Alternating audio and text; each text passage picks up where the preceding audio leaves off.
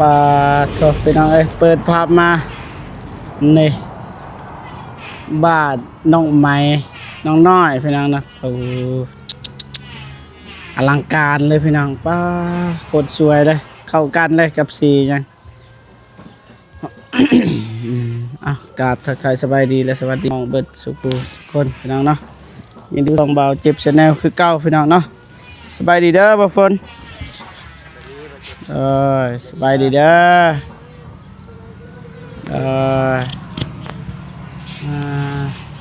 ก็ดนเติบบ่ได้มาหาน้องพี่น้องเอ้ยดนเติบ สบายดีผู้ใหญ่ใจบุญทุกท่านและ FC ฟังไทยฟังลาวหรือต่างประเทศก็กลับสวัสดีสบายดีเด้อ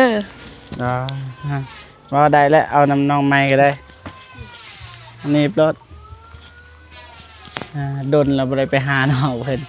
แต่ว่าเงินยังค้างอยู่นำบ่เจ็บพี่น้อง300,000ปลายนำบ่จื้อว่าปลายเท่าไรแต่ว่าเฮาก็ให้ประมาณเอา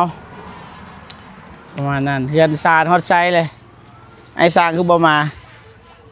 ไม่แบบว่าไม่เป็นสลาบ่พอเบิดแหละบ่พอเด้ออ้าวบาทนี่บ่ฝนไม่เสลาบ่พอเวลาบ่พอโดยเอาแผ่นเรียบว่าติดเป็นเรียบครึ่งนึงบ่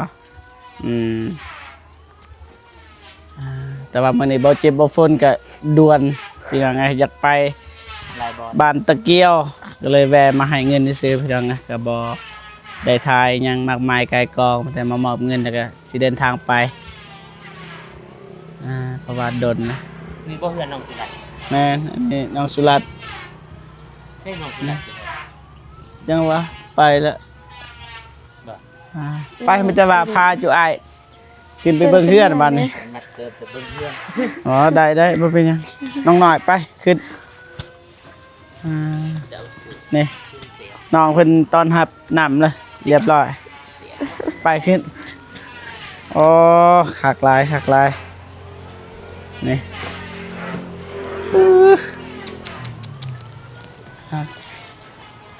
อ๋อขักอย่างไรโอ้แบบนี้นะ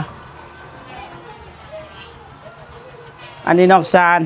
เลยนี่มานี่นอกซานเลยนี่มานี่นอกซานเลยนี่จะเอ้าแสดงว่านี่อันนี้บอนนอนบ่ดิมันเป็นบอนนอนหนึ่งบ่บอนนอนมี3ห้องแม่นบอนนอนตัวนี้มันบอนนอนให้มียาสีบ่ได้บอนนอนนะนี่ทางนั้นทางนี้นี่นึงเลยนี่นึง3กินบ่แม่นบ่บ่มีจักห้องสั่นมี3แบบว่าสิใส่อันนั้นเอาใส่แพรอันเอาอันนี้โอ้กังเอาทางนี้นี่คัดแน่นอนตัวนี้เนาะเลยคัดแต่ว่าตอนนี้นี่แพ็กกังเอาอันนี้เป็นบอนนอนของพ่อแม่แต่ว่าทางนี้นี่จุน้องเพิ่นนี่คันเอาก็ได้ผู้หญิงเบิดพี่น้องนะบนนอนบ่อยู่แม่คือออกได้เบิดซองเลยแม่นออกได้เบิดซองเป็นที่เฮาบ่เฮ็ดบ่นี่ก็ได้แต่ว่ามันงามอยู่แต่งแม่เพื่อนแต่งว่าจะออกไปใส่ก็ได้ไม่เสลาเบิดพอดีไอ้สร้างเพิ่นก็หยุดเลยเฮ็ดบาทนี่น่าได้บัดสิได้เฮ็ดต่อบัดนี้บ่ทันหาเงินอยู่มื้อนี้จุน้องไปใส่มื้อนี้ไปซอยปันมันอ่าวไปซอยอ่าวเฮ็ดแบบว่าปันมันละจางปันมันเลยไปซอยเลยไปซอยแล้วก็ตอนเที่ยงมาตอนแรกไปบ่แบบว่าเวลาเดียวก็เลยว่าสิอยู่เฮือนเฮ็ดนานฮุดนานนึงเพราะว่ามันจะค่ำแล้วเข้าใจแล้วไอ้สร้างเพิ่นอยู่ไสอยู่ทางหลังบ่โดยเขาเฮ็ดหยังอยู่หั่น แล้วเฮ็ดเวียงเฮ็ดเทือนเข้าทางนั้นอีกบ่ โดย แบบต่อเลยเนาะ โดย โธ่สบายดีเด้อสบายดี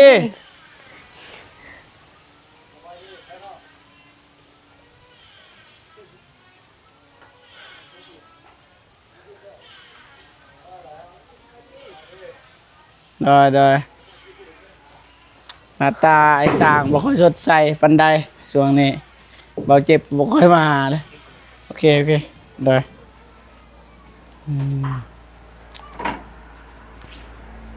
ทางนี้เนาะมันเหลื่อมนี่ทางนี้ได้เหลื่อมเบิดทางใดแกพระแอมบ่ทันได้อ๋องามเด้อเฮือนพี่น้องเอ้ยนี่งามแต่ว่ายุติก่อนงบเบิดเนาะเพิ่นว่ามันบ่เจ็บก็ยังอยู่300,000ปลายนะเดี๋ยวว่ากันว่าบ่เจ็บบ่ค่อยมาหาปานใดพี่น้องครับบ่ได้ทายแล้วมันจะว่าทายคนทั่วไปเรียนซานนี่ว่ากัน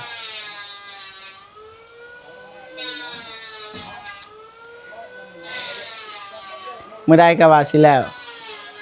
ว่าท่าน ปีหน้า เลย ปีหน้าแล้วว่าปีหน้าคิดว่าทำงานหาเงิน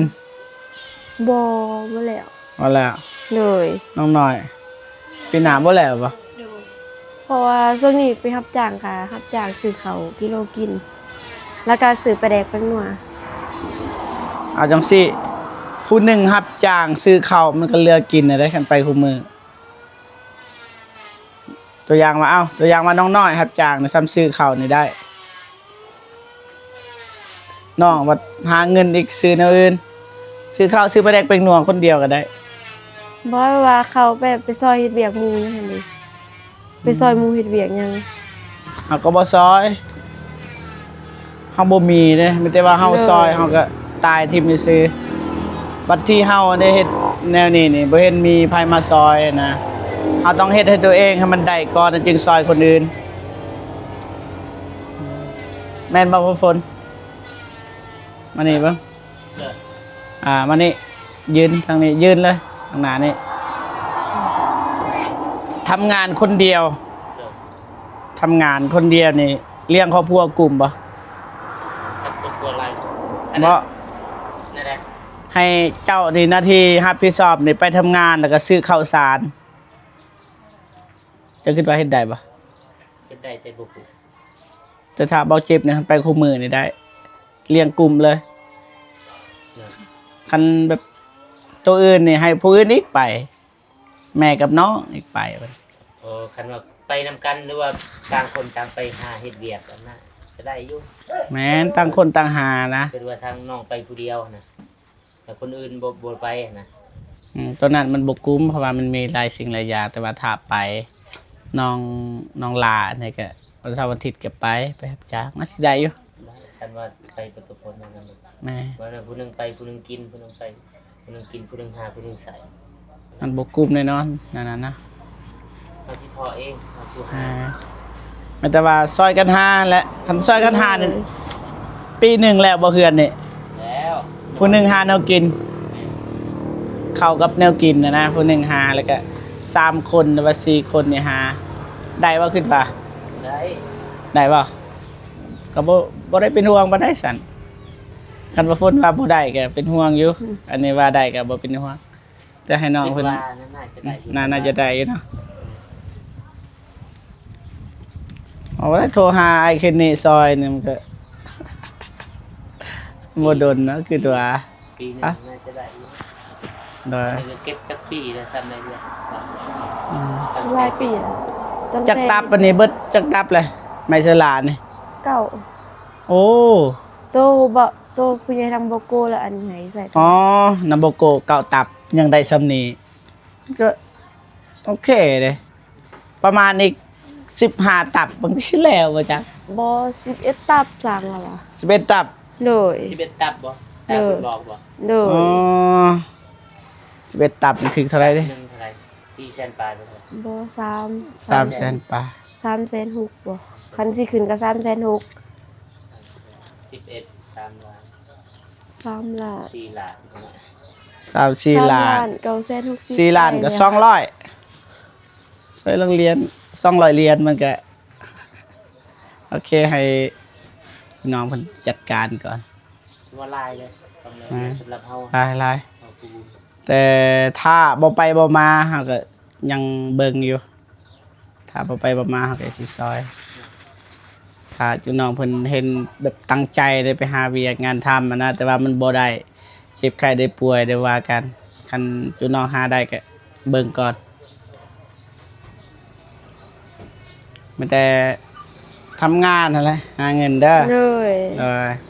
เป็นกำลังใจตามซาสิได้ว่ามันเรื่องง่ายเลยพี่น้องอีหยังก็ตาม คือเฮาเลยคลิปคือเห็นแล้วคลิปเฮา800ก็มี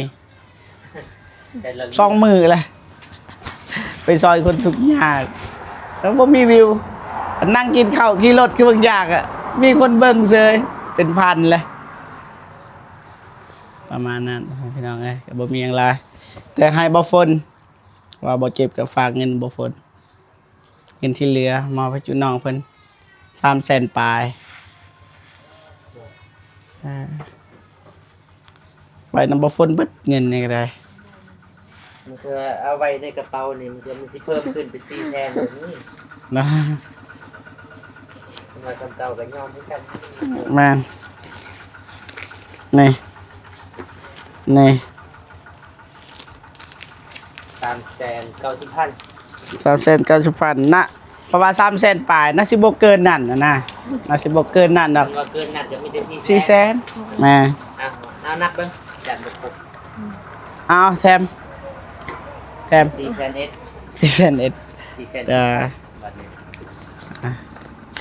บ่มีเด้อจะนัดไปซื้อข้าวให้น้องอยู่หั่นอีกซื้อหม้อแม็กให้กระโปะมื้อนี้ก็ซื้อให้น้องเกือบพอดี100เหรียญซื้อกับตรงเมื่อวานนี่น่าจะ100เหรียญแล้ว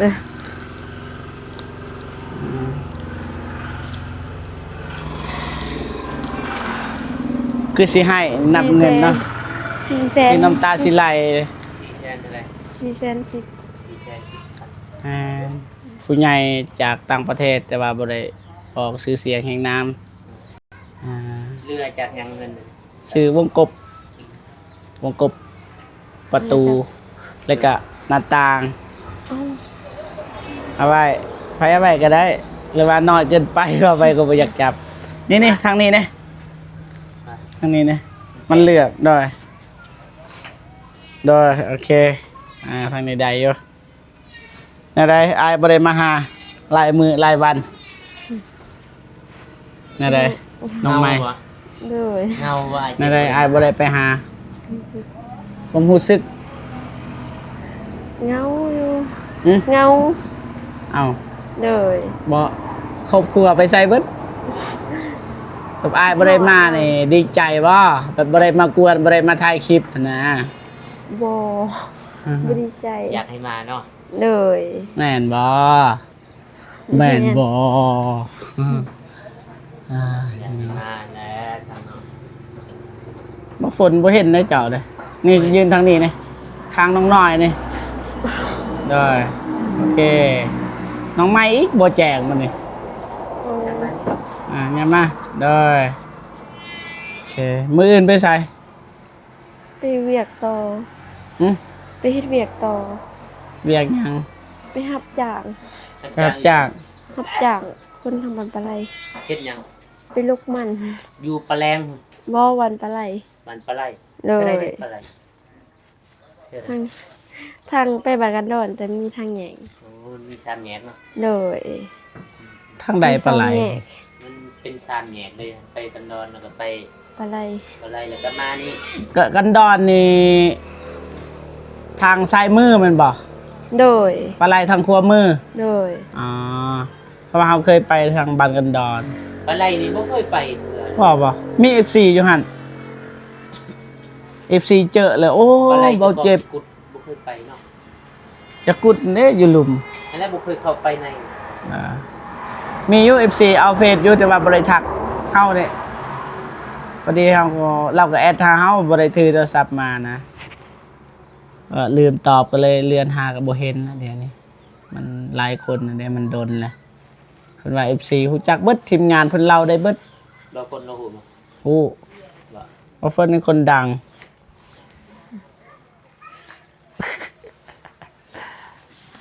ก็บ่มีหยังหลายพี่น้องไงก็ประมาณนี้แสดงว่ามื้อนี้ก็ไป โอ้ยให้ นี่เห็นสุดก็ฮู้แล้วไปเวียกไปงาน จักโมงสิไปต่อยบ่จ้ะนะ คันเวลาบ้านในคำกับไปต่อ ฮะ คันเวลาบ้านในคำกับไปต่อไปพึ่งมันซอยเขา เลิกจักเวียกจักโมงเลิกเวียก เลิกเวียก แม่น ตอนเที่ยงวะ นี่แหละตอนแรง 4 โมงครึ่ง 4 โมงครึ่งนี่ก็สิเข้า4 โมง บางทีบ่ได้ไป 4 โมงยัง สิบยังแล้วแสดงว่าบ่ได้ไปแล้วเอาแม่นเฮามากวนบ่ฝนเฮ็ดเวียกเฮ็ดงานจนนองเพิ่น เพื่อนโอเคเลยงามเลยบ่ฝนนะ แต่ว่ามันจะต่ำไปนั่นนึงไม่เสยละบ่พอ11ตับ นี่ ประมาณเท่าใด400200 200 เหรียญ200เหรียญก็พอ พ่อแม่ไปใช้มื้อนี้ไปหันคือกัน เลย ลกมัน เลย ลกมันหับจากเนาะ เลย จักคนมันไปหับจากนี่นะ 5 คนเบิดครอบครัว แต่พอเราบ่ได้ไปแล้วบ่สบายเลย พอบ่ได้ไป เลยเราบ่สบายส่งมาเจ็บนะ ไอ้สร้างเพิ่นเฮาก็บ่เจออยู่หาดยาแล้วบ่ได้ไปหาเพิ่นแล้วเอาเงินให้ได้ให้ไปปัวบ่ไป อ้าว ไปป่วยเลย ไปปัวแล้วบ่ เลยได้ยินเราทำเรา บ่ยินลูกแล้วเว้าบ่ได้ไปปัวสั่งยาเอา บ่ทันหูอันนี้นำทำเรา แม่นยินบ่มิกเว้าไปถามลูกชายแล้วเฮาก็เลยบ่อยากปากบันไดแล้วเพราะว่าความตั้งใจของเฮาก็คืออยากให้เพิ่นไปหาหมอ บางทีนะอย่าเศร้า เพิ่นให้พอเพิ่นไปหาหมอแล้วก็บ่แม่นว่าสั่งให้เขามาหาด็อกเตอร์บ่มาหาเจ้าได้นอนบ่เพิ่นเคยไปห้องหมอบางทีบ่เจอด็อกเตอร์ก็มีจะเชื่อบ่ประมาณนั้นแต่ก็บ่เป็นหยังคันเศร้าก็ดีบ่เศร้าก็บ่ได้ว่าหยังนะเพราะว่าผู้ใหญ่เพิ่นตั้งใจเพิ่นอยากให้เศร้าจะให้สักยานี่สักยานั้นสักยาแซนบ่นี่นั่นนะแต่ว่าบ่เจ็บก็บ่ฮู้ว่ายายมันคือยายหยังเราต้องไปหาแพทย์ใหญ่เอาหมอใหญ่ๆนั่นแหละนี่ทางนี้พี่น้องเอ้ยนกซานนี่งามคือกันนะนกซานนี่บ่ฝน ออกมาตากลมเนาะ ตากลมโอเคนกซานคักส่วนผักต่อ คนงานบาดเจ็บบ่จักไหน ว่ามึงผลงานน้องเพิ่นเอง เพราะว่านี่เห็นอยู่บาดเจ็บเฮ็ดหอมหัว แต่ว่าเฮานี่มันเป็นอันนั้นซื่อสี่ทิศเยียงทาง แต่ว่าทั้งหมดทั้งมวลก็คือผลงานของน้องเองน้องเพิ่นบ่เฮ็ดเพิ่นบ่ได้ กำลังน้องเองเนาะ พุ่นอีหยังหั่นสูงๆนี่มีดอกนี่ หญ้า บ่แม่นเด้ ผัก ผักบ่ เลย ผักหยัง สีขาวนี่ได้ ตัวเป็นดอกข้าวหันผักกาดนี่ว่า ผักกาดบ่นี่ ผักกาดลวงพระบางผักกาดล่มพระบาง ผักกาดหลวงพระบาง เลย คือเป็นแบบนี้ มีมากนำ ไปลงไปเบิ่งบ่ฝน โอ้ ไปเนาะอ๋อผักกาดหลวงพระบางคักปลายเฮือนนี่พี่น้องเอ้ย คนนั้น อืม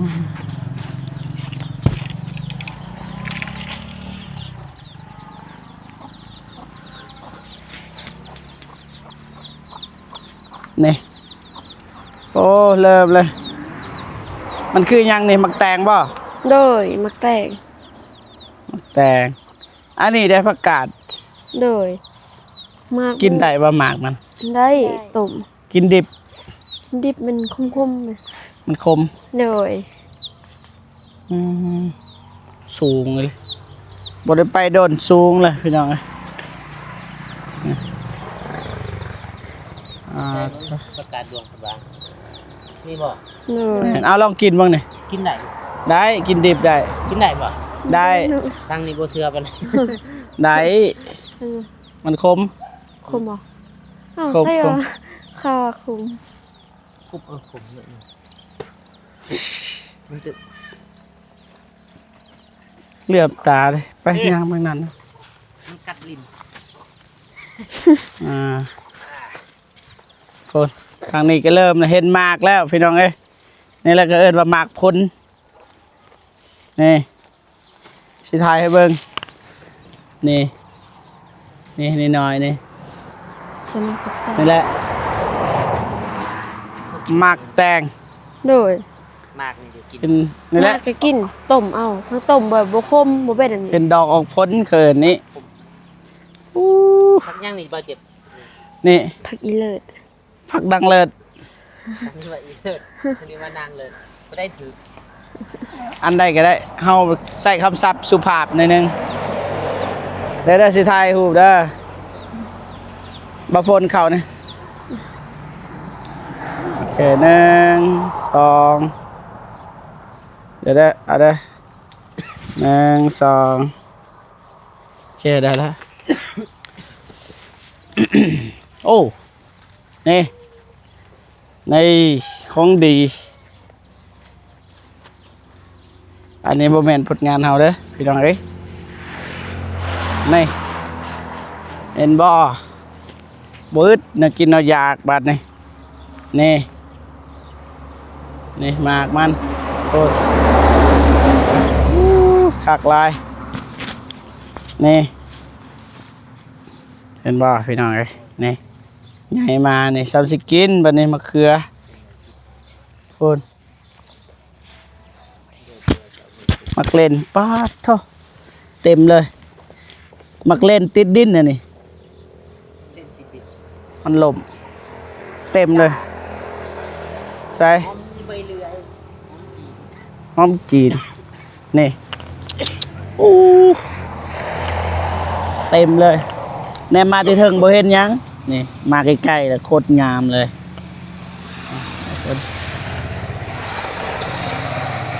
คักบ่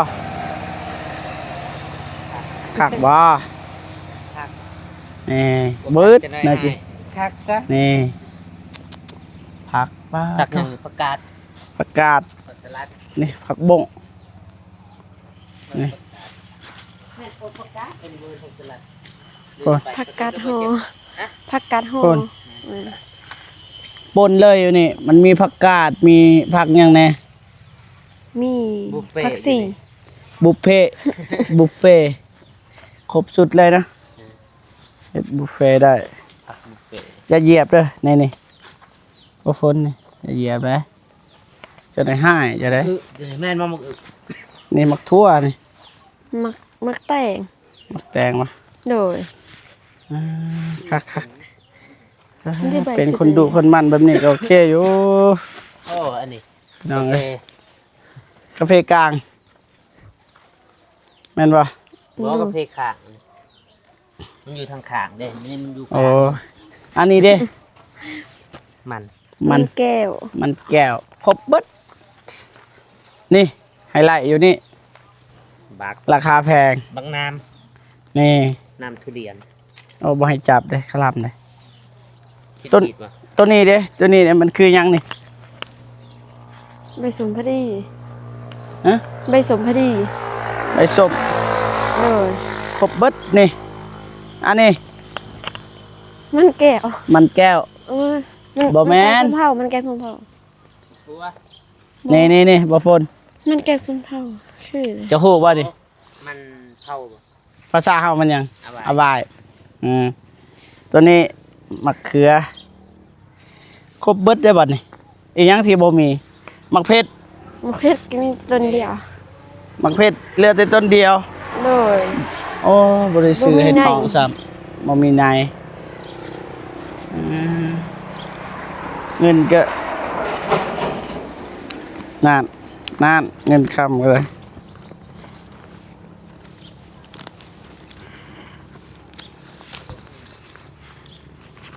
เสียเอาเงินให้น้องเพิ่นไปซื้อในน่าจะซื้อได้แล้วให้เบิดนี้เลยซะโอ้โหถึงเท่าไรน่าจะ20 ปลายพันไปซื้อในมักเพชร ขอบใจหลายเด้อ เบิดเลยสาวสมบัติมอบให้เบิดกับน้องไม้นี่อันนี้อีกบ่ฝนนี่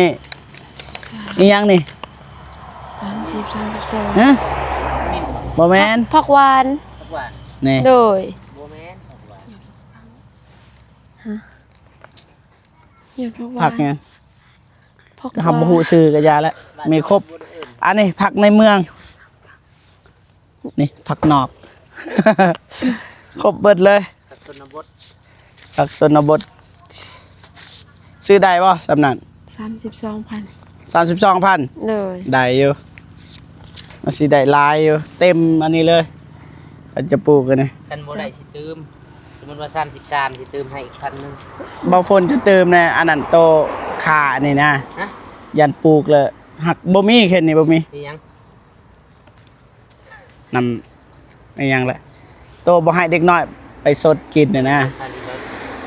โคดิดอน แม่นรวมกันน่าจะได้ 35,000 เบิดแต่ว่าทรัพย์สมบัติเจ้า ยังบ่ยังอยู่น่าพ่อบ่สมมุติหรือว่าบ่ พออยู่35พออยู่ คิดฮอดจะเด้ เอา ขอบใจหลายเด้อ 30 ไปซื้อ ไปซื้อ บ่ให้แมลง พอดีครบเลย น่าจะเบิ่งครบเลย อันนี้ก็มี นี่ คือหยัง ทุน ทูน ทูนตัวนี้ก็มี นี่ ใบเตย ใบเตย ไม่เจอ สบายต้มน้ำใส่น้อยเดียวแล้วบ่ใส่หลายเด้ ขอเด้อใบหนึ่งนะ เลย ใบครึ่ง ต้มนี่ขอแต่ว่าใส่น้อยเดียวบ่ต้องใส่หลาย ใส่หลายแล้วมันสิก็หมูหุงจะหัก นี่มีเบิดนี่พุ่นหัวสีขอบหัวสีไข่นี่ใหญ่เบิดเลยพุ่นมะเขือ บ่แม่พักยังพักคง แมนผักยังนี่หน่อฮู้บ่ผักอันนี้ ผักขม โคม ผักขม ผักอันยังที่บ่มีเบิดเลย นี่พักที่เป็น ผักยังเอาระวังว่าเบิ่ง ลายหักเฮา ว่าเรื่องพักนี่หลายประเภท หลายประเภทแต่ว่าสำหรับเฮากินอยู่หานอาหารนี่ครบเบิดแล้ว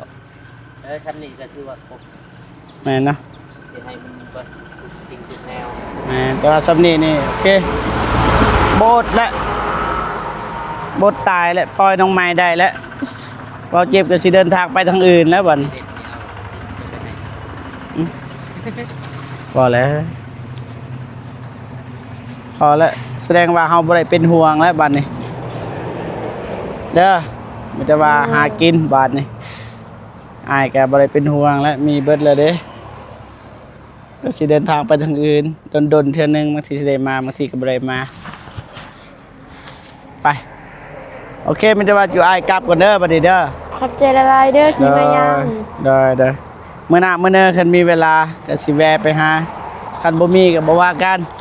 โอ้ย เกินซ่านี่มีแต่สู้และรับจ้างทางอ้ายเคนนี่ก็บ่เจ็บกับไอ้ต้นอ้ายเพิ่นแน่คันบ่เจ็บส่งข่าวมันก็อ้ายน่าจะสวยอยู่ทำไว้ต้นกับไอ้ต้นแต่ว่าเฮากับไอ้ต้นอ้ายเพิ่นคือกันเพราะว่าอ้ายเพิ่นก็ซอยหลายผู้หลายคนหลายสู้ๆเด้อวันนี้ขอบคุณเด้อไปบ่าวฝนได้ไปพ่อพี่น้องเดินทางกลับก่อนไปบ้านโตเกียวหรือว่าบ้านจะเกียวพี่น้องเอ้ยแล้วก็สิแวะไปซื้อข้าวซื้อน้ำซื้อหม้อแม่แค่กระโปะให้น้องเพิ่นพี่น้องเนาะพอๆกันคลิปหน้าพี่น้องเนาะหักแพงเบิดสุขุสุคนเนาะไปบ๊ายบาย